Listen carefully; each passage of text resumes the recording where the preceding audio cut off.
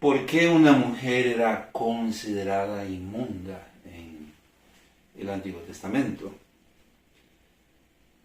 Según las más estrictas tradiciones judías, una mujer podría ser inmunda, por varias razones. Una de ellas, quizás la más recordada, la más común, por encontrarse en su periodo menstrual o por haber dado a luz un hijo. Entonces vamos a analizar esta situación y ver qué es lo que podemos aprender de este tipo de enseñanzas en las Sagradas Escrituras.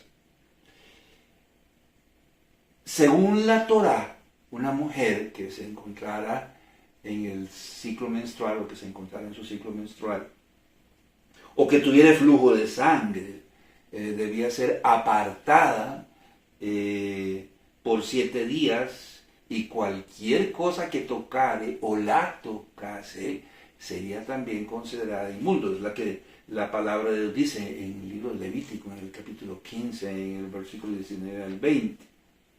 Quizás sería importante definir la palabra flujo mencionada en este texto.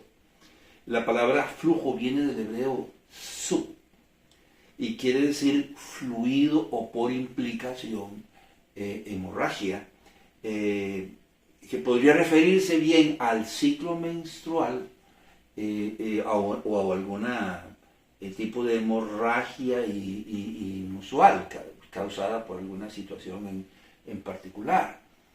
En el hombre, porque también se aplicaba al hombre, al varón, se refería a algún flujo genital inusual, causado, por ejemplo, por una enfermedad, por decir, venérea, causada por una enfermedad venérea. Entonces se refería a un flujo inusual, vuelvo a repetir, causado, por ejemplo, por una enfermedad venérea.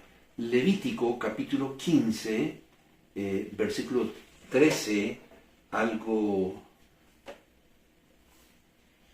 Levítico capítulo 15, versículo 3. Y esta será su inmundicia en su flujo, sea que su cuerpo destiló a causa de su flujo, o que deje de destilar a causa de su flujo, él será inmundo. Hablando de el varón. Aquí en Levítico, en el capítulo 15, en el versículo 25, también dice: y la mujer, cuando siguiera el flujo de su sangre por muchos días, fuere del tiempo de su costumbre, o cuando tuviere flujo de sangre más de su costumbre, todo el tiempo de su flujo será inmunda, como en los días de su costumbre. Entonces la palabra flujo del hebreo suf quiere decir fluido por implicación hemorragia. En la mujer podría referirse a su ciclo menstrual o a una hemorragia inusual. En el caso del hombre se refiere a un flujo genital inusual causado, por ejemplo, por una enfermedad venérea. Por su parte, la palabra emisión, porque también usa la palabra emisión mencionada en Levítico, viene del hebreo yatza o cera y quiere decir emanar, brotar, refiriéndose al semen del hombre, ya sea provocado o no. Los adolescentes, por ejemplo, padecen de sueños mojados, que llaman, el resultado de sus sueños eróticos, por decirlo de alguna manera, pues tienen una emisión de semen. O cuando el hombre tiene relaciones sexuales con una mujer, pues entonces tiene emisión de semen.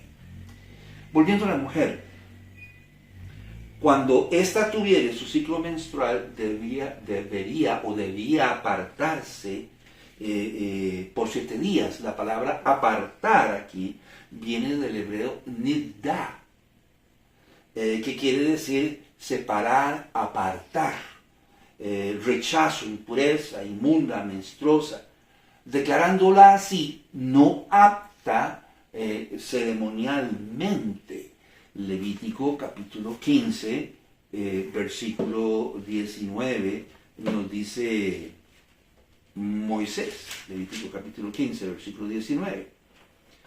Cuando la mujer tuviere flujo de sangre y su flujo fuere en su cuerpo, 7 días estará apartada, y cualquiera que la tocare será inmundo hasta la noche. Entonces, esto la declaraba, quizás vamos a leer un poquito más adelante, no apta ceremonialmente. Veámoslo así, tal vez para entender un poquito mejor este concepto de inmunda o este concepto de que debía apartarse o separarse. Veámoslo así.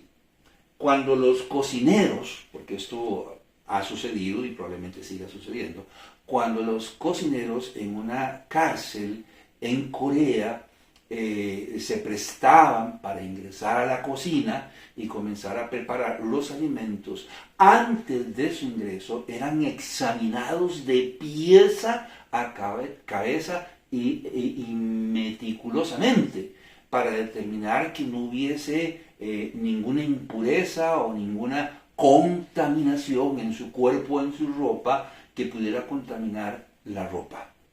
Una vez que esto era determinado, que eran inspeccionados, entonces podían entrar a la cocina a preparar los alimentos. No en vano, la palabra inmunda aquí en el libro de Levítico viene del hebreo tamé, que quiere decir contaminada. Entonces la mujer, por padecer el ciclo menstrual, estaba contaminada y era no apta o no era apta ceremonialmente.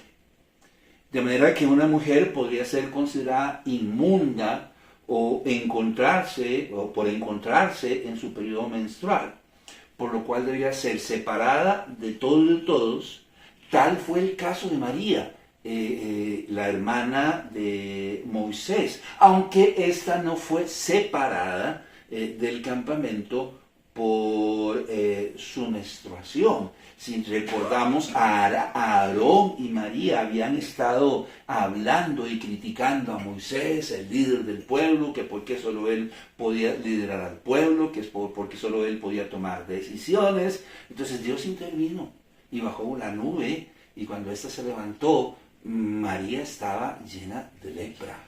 Y la palabra de Dios indicaba aquí en el libro de Números, en el capítulo 12, en el versículo 10, que debía ser separada del campamento por un determinado periodo de tiempo. Números, capítulo 12, versículo 10.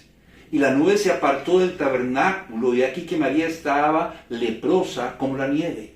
Y miró a Aarón a María, aquí que estaba leprosa. Y en el versículo 14 dice, Números 12, 14, respondió Jehová a Moisés, pues si su padre hubiera escupido en su rostro, no se avergonzaría por 7 días, sea echada fuera del campamento por 7 días y después volverá a la congregación. Más adelante vamos a ver que también se estipuló una ley sobre la lepra, y cuando había una persona que era leprosa debería ser separada de todo y de todos. Bueno, aquí encontramos un caso en particular, relacionado de alguna manera, porque tanto la mujer en su ciclo menstrual como los leprosos eran considerados inmundos, o sea, no aptos ceremonialmente, o personas contaminadas, por decirlo de alguna manera. Ahora bien, no solo una mujer podía ser considerada inmunda, el hombre también, o como lo acabamos de mencionar, un leproso, entre otros. La pregunta aquí es, ¿qué realmente hacía una persona inmunda? Por ejemplo, durante la menstruación, que es de lo que estamos hablando, del ciclo menstrual de la mujer. O por tener relaciones sexuales. ¿Qué hacía realmente a una persona inmunda? Y digo esto porque si Dios fue el que estableció las relaciones sexuales, Dios dijo, y se unirá el hombre a la mujer y será qué cosa, una sola carne. Y dijo, fructificad y multiplicaos y llenad la tierra. Bueno, la única manera de fructificarse y multiplicarse, sobre todo en aquella época, era sosteniendo relaciones sexuales. Entonces me llama poderosamente la atención esto, si Dios fue quien estableció las relaciones sexuales y la maternidad, porque habrían de ser inmundos. Recuerde que sin menstruación no hay concepción, y sin concepción no hay maternidad. Entonces, ¿por qué habrían de ser inmundos? Bueno, quizás debamos considerar que hay un antes y un después de la caída del hombre. Antes de la caída de Adán y Eva eran sin malicia, sin pecado, sin contaminación. Es más, si recordamos, y lo recordamos una vez más, antes de que cayeran en el pecado, antes que se contaminaran con el pecado, andaban desnudos en el huerto del Edén sin ninguna malicia. Entonces hay un antes y hay un después de la caída del hombre. Antes de la caída, Adán y Eva eran sin malicia, eran sin pecado, por lo tanto, no habían experimentado aún las consecuencias del juicio de Dios por el pecado. El hombre no se cansaría por hacer sus labores en el huerto del Edén. Él no se iba a cansar, no le iban a salir ampollas en las manos, no iba a sudar, no iba a padecer de hambre, probablemente iba a comer por placer, no porque tuviese hambre, igual la mujer. La mujer no tendría las molestias tan incómodas causadas por su ciclo menstrual, o por el embarazo, o por dar a luz a un hijo, sino hasta después de la caída. ¿Qué es lo que dice la palabra de Dios en el libro de Génesis, en el capítulo 3? Génesis, capítulo 3, en el versículo 16. A la mujer dijo, multiplicaré en gran manera los dolores en tus preñeces. Con dolor darás a luz los hijos, y tu deseo será para tu marido, y él se enseñoreará de ti. Entonces hay un antes y un después. La mujer no sufría de las molestias tan incómodas del ciclo menstrual que padecen las mujeres, o por el proceso de embarazo, o por dar a luz un hijo. ¿A qué nos estamos refiriendo? Bueno, muy simple. Nos referimos a los calambres que sufren las mujeres. Los calambres abdominales o pélvicos, los dolores de espalda, la hinchazón, la sensibilidad de los senos, el acné, el aumento de peso, los dolores de cabeza o de las articulaciones, el estreñimiento, inclusive a veces hasta diarrea, la retención de líquido, los antojos, el cansancio, los cambios de humor, entre otros, unos durante la menstruación, otros durante el embarazo o la gestación de un embarazo. Todo esto y más fue consecuencia directa de su desobediencia, del pecado, de haberse contaminado con el pecado. A partir de entonces, el hombre contaminado con el pecado no sería el mismo. Ahora no podría, por ejemplo, contribuir con el plan de Dios de establecer un reino santo y eterno aquí en la tierra. Ese era el plan de Dios, a través de Adán y Eva, establecer un reino santo y eterno aquí en la tierra. El problema es que Adán y Eva se contaminaron con el pecado cuando desobedecieron a Dios y tomaron el fruto que Dios les mandó no comiesen. Este era un plan basado en la reproducción. Cuando Adán y Eva se reprodujeran, iban a tener hijos como ellos. Bueno, y De esa manera se va a establecer el reino santo y eterno de Dios aquí en la tierra. El problema es que el hombre se contaminó con el pecado. Si ahora se reproducía, entonces con quien iba a contribuir o con lo que iba a contribuir era con el establecimiento del reino de las tinieblas, del reino de Satanás, tal y como sucedió. Recordamos lo que la palabra de Dios dice en el libro de Génesis, en el capítulo 5, en el versículo 3, después de la caída del hombre. Y vivió Adán 130 años y engendró un hijo a su semejanza, conforme a su imagen, y llamó su nombre Seth. Génesis capítulo 5, versículo 3. Lo está diciendo.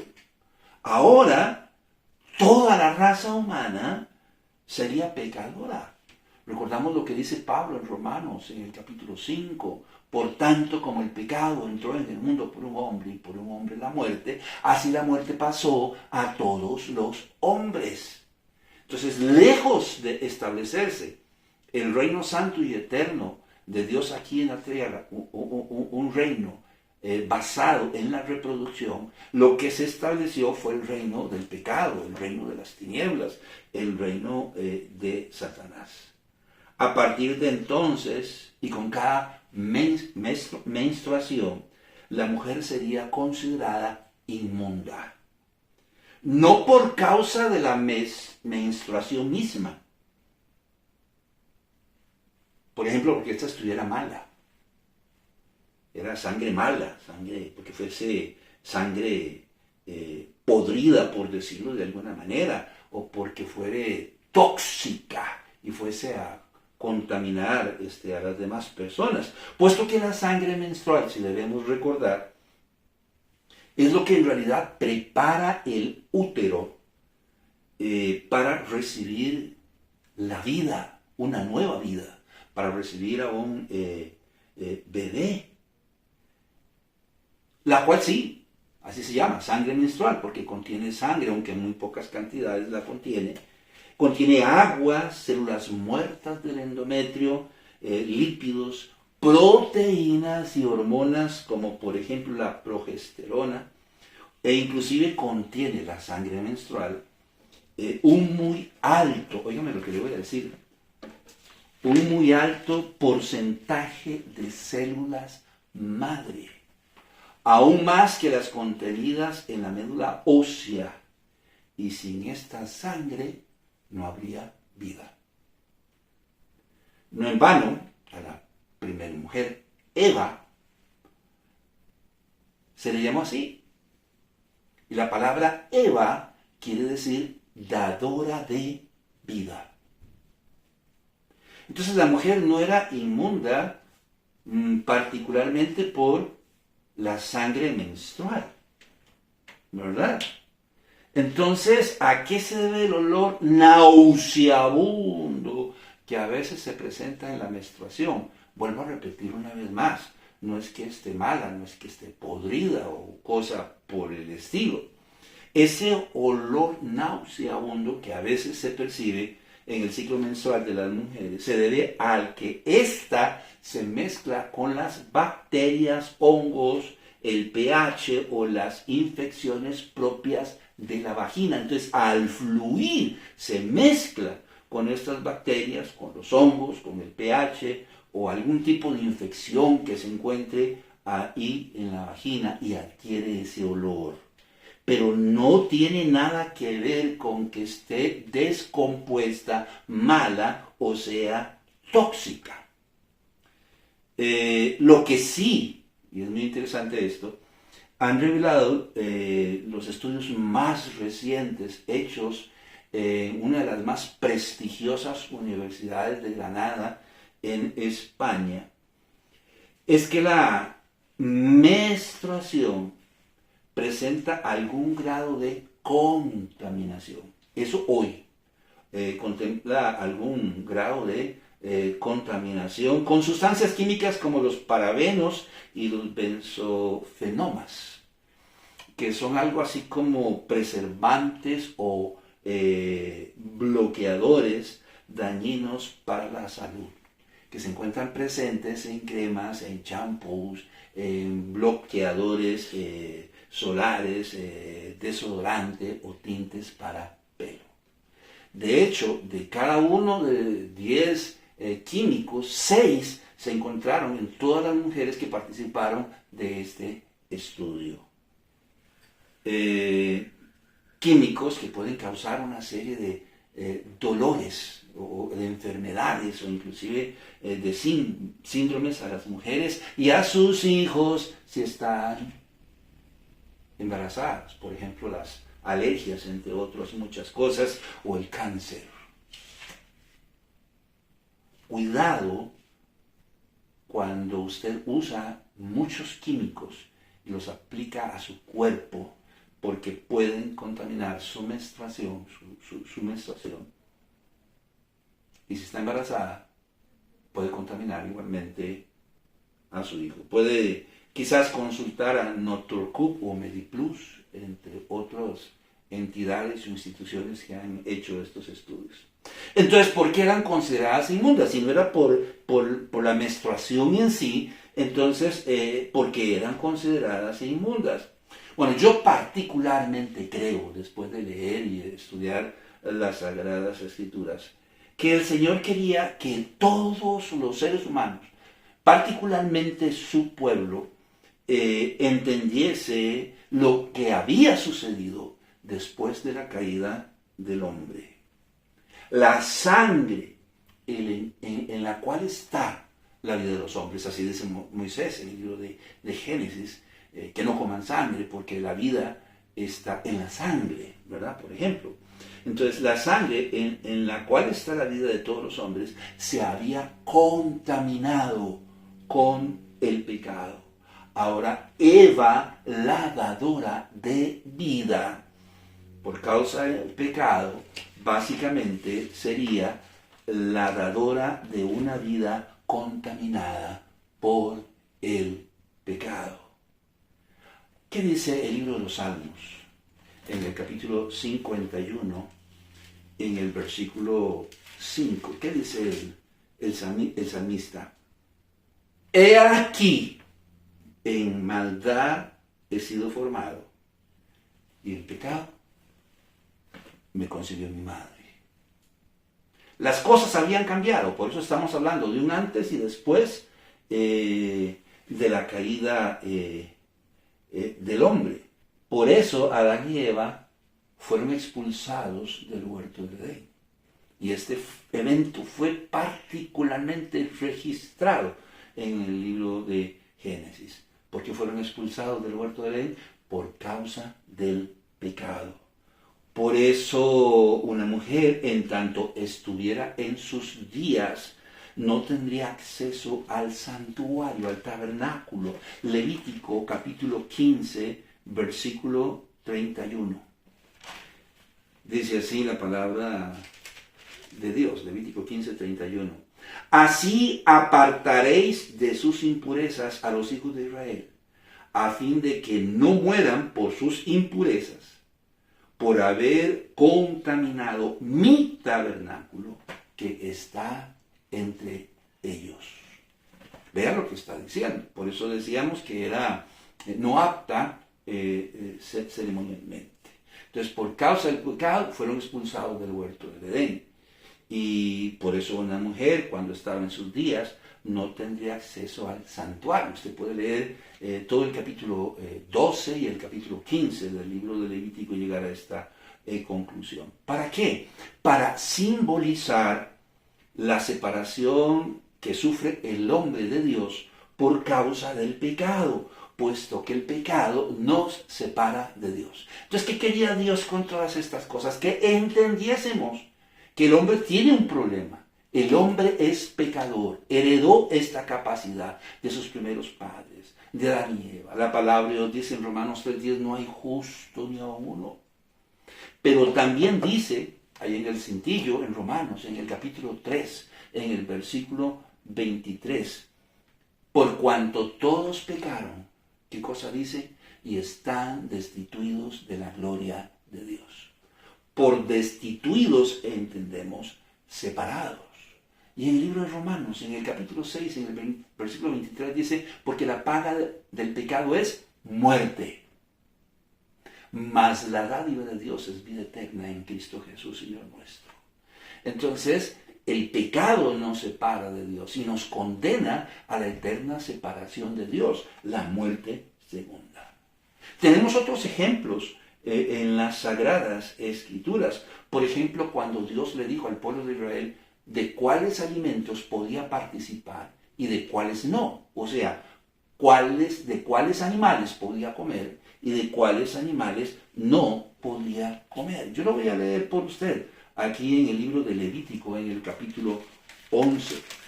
Y el Señor les dice, bueno, de los animales rastreros, de los animales que están en el mar, de los cuadrúpedos, de los voladores, estos pueden comer y estos no. Entonces los que tienen pezuña hendida, los que no tienen pezuña hendida, que los que tienen escama, que los que no tienen escama. Entonces, ¿por qué el Señor le dijo al pueblo de Israel que podía comer de unos y de otros no? Bueno, vea lo que dice la palabra de Dios.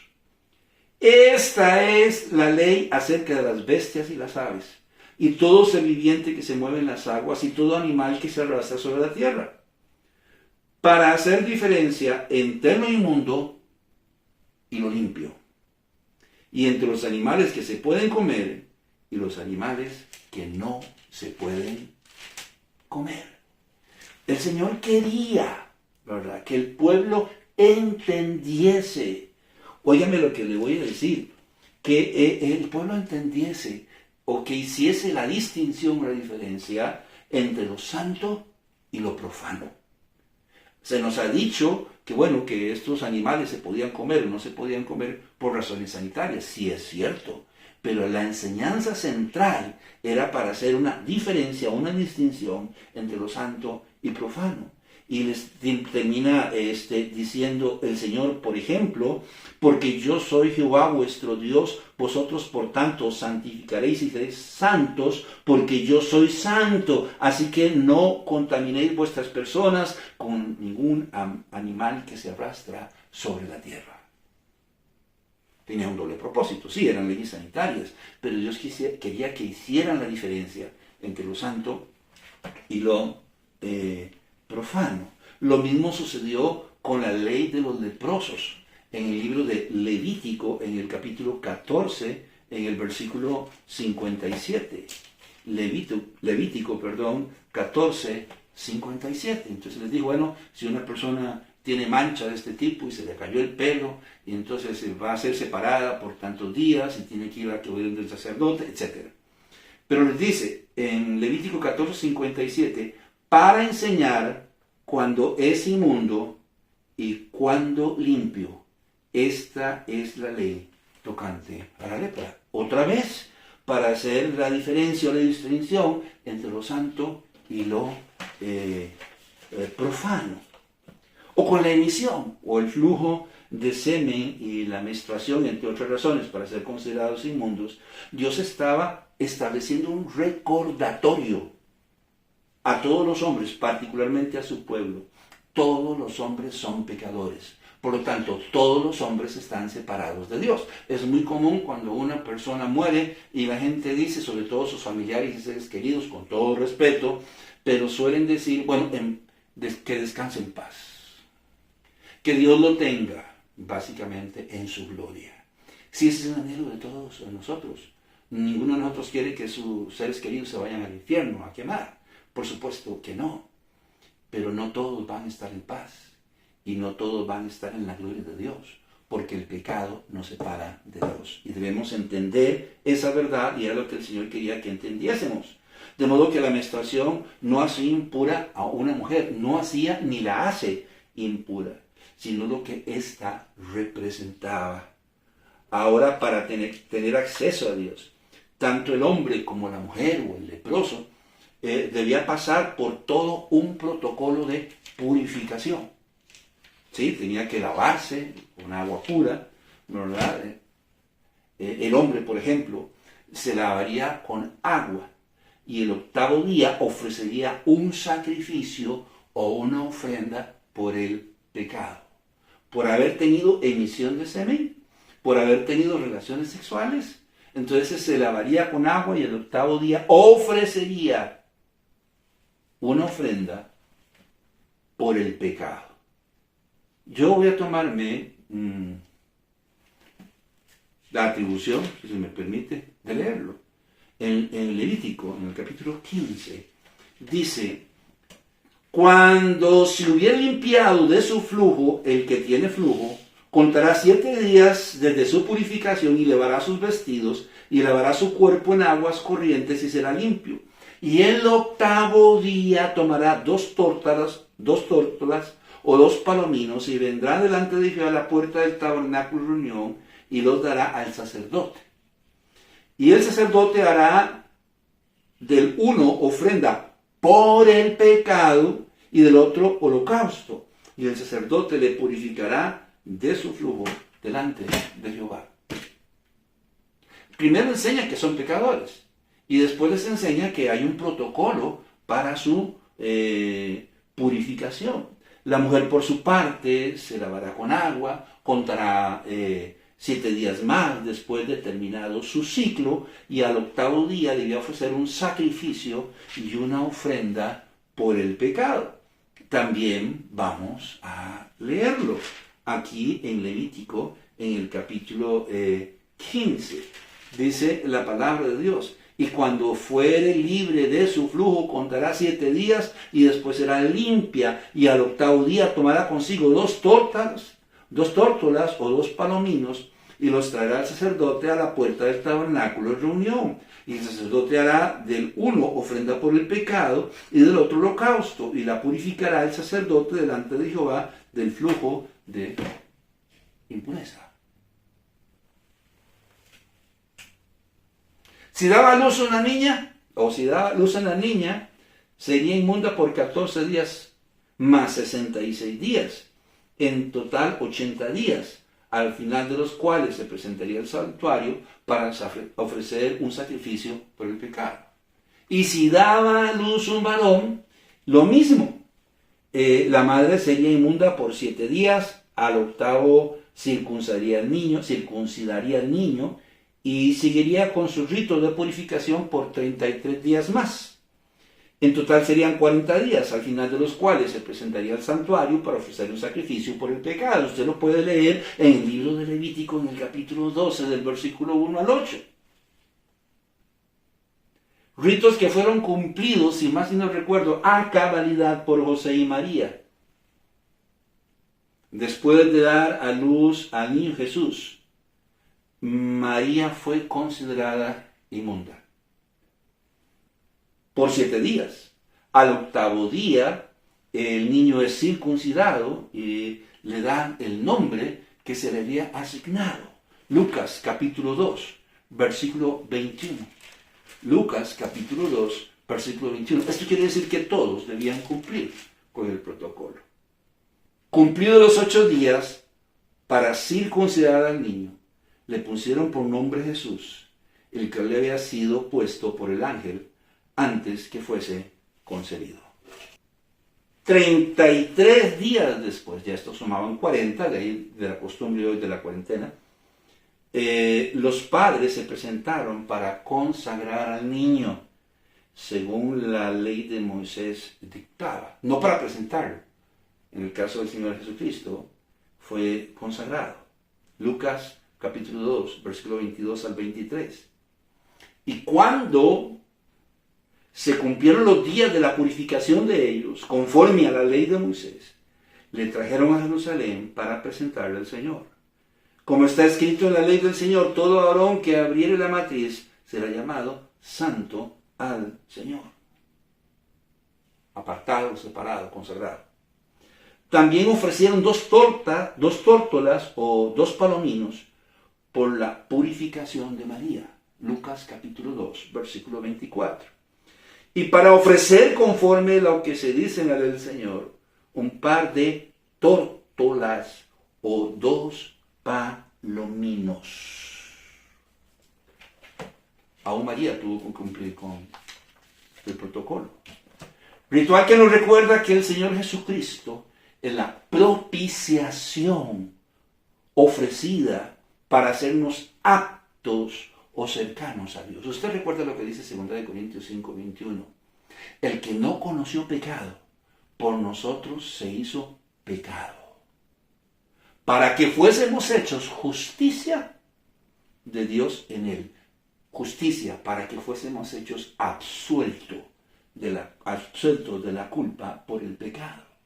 Y en Efesios, en el capítulo 2, en el versículo 1, recordamos lo que dice el apóstol Pablo: y Él dio vida a vosotros cuando estabais, ¿qué? Muertos en vuestros delitos y pecados.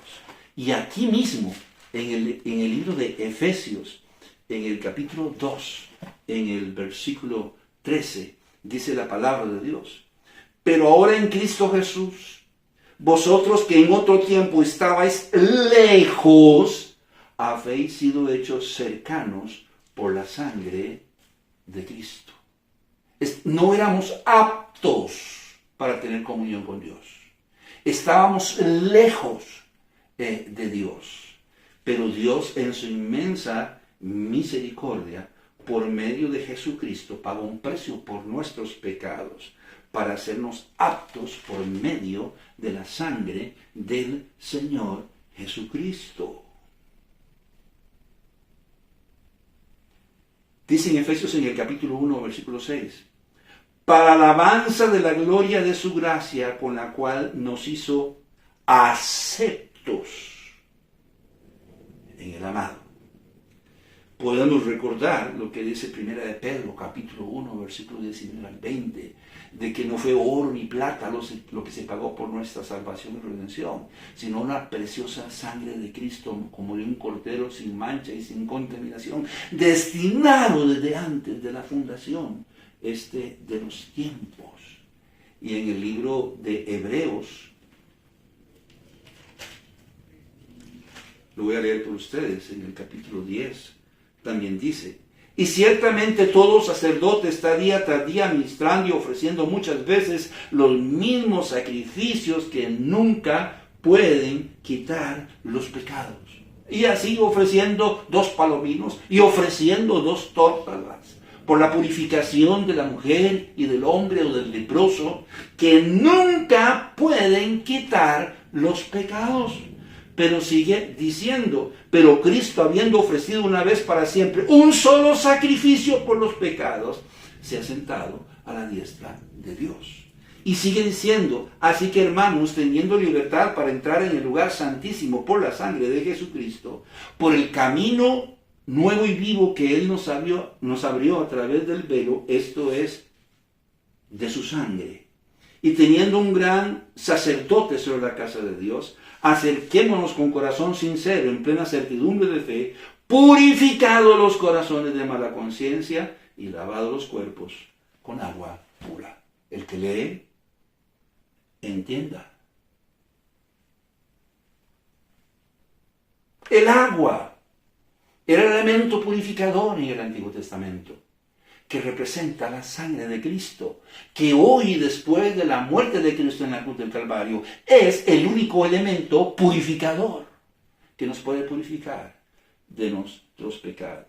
Algo que se nos puede recordar a los creyentes cuando conmemoramos la cena del Señor, que recordamos los sufrimientos de Cristo, cómo fue azotado, cómo su cuerpo fue partido para que de él emanara hasta la última gota de sangre.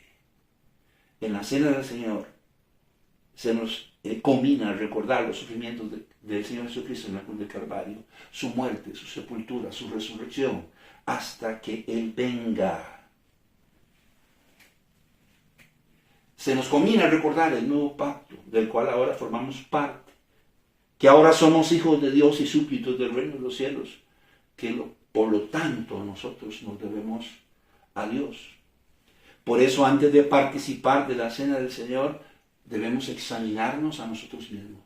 Y si hay algo mal en nosotros, entonces debemos reconocer lo que está mal, el pecado que nos está estorbando, confesarlo y apartarnos de él, y no abstenernos de participar de la Santa Cena, sino reconocer el pecado, confesarlo, apartarnos de él y tomar la Santa Cena. Porque el Señor no quiere que nos abstengamos de participar de la Santa Cena, sino del pecado. De manera que el meollo del asunto es el pecado. Es el pecado. Por eso se nos induce a reconocer el pecado, confesarlo y renunciar a él, para luego tomar la Santa Cena. Aquí el concepto sigue siendo el mismo. Para los incrédulos, todos somos pecadores y estamos condenados a la eterna separación de Dios. Los creyentes debemos examinarnos cada día de lo que está mal en nosotros, confesarlo, reconocerlo y apartarnos de él. El concepto sigue siendo el mismo. El pecado nos separa de Dios, de nuestra comunión con Él. Si confesamos nuestros pecados delante de Él, Él nos limpiará de nuestros pecados para que podamos seguir caminando con Él. No dice así el apóstol Juan: si confesamos nuestros pecados, Él es fiel y justo para perdonar nuestros pecados y limpiarnos de toda maldad. En este caso, del que estamos hablando, en el Antiguo Testamento el elemento purificado era el agua. Ahora, presente Cristo, el elemento purificador es la sangre, la cual fue derramada en remisión por nuestros pecados. De manera que la mujer no era inmunda, o es inmunda, por su menstruación, sino por lo que ella representa. De manera que el hombre no era inmundo por la emisión de semen, o por tener relaciones sexuales con su esposa. El leproso no era inmundo porque tuviese una enfermedad, sino por lo que todo esto representaba, y el Señor quería enseñarnos. Todo ser humano es pecador y todo ser humano necesita pasar por un protocolo. Ellos se lavaban con agua y ofrecían 2 palominos y 2 tórtolas. Hoy esto nos recuerda que solo hay uno que pagó el precio por la salvación y el rescate y el perdón de nuestros pecados, es Cristo. Y no hay otro. Todo esto nos recuerda que aunque seamos creyentes, tenemos una lucha contra el pecado. Todos tenemos una lucha contra el pecado. Pero debemos reconocer el pecado, confesarlo y apartarnos de él. Y Él nos limpiará para que podamos seguir caminando con Él. Mi nombre es Carlos Corrales. Que lo pase bien.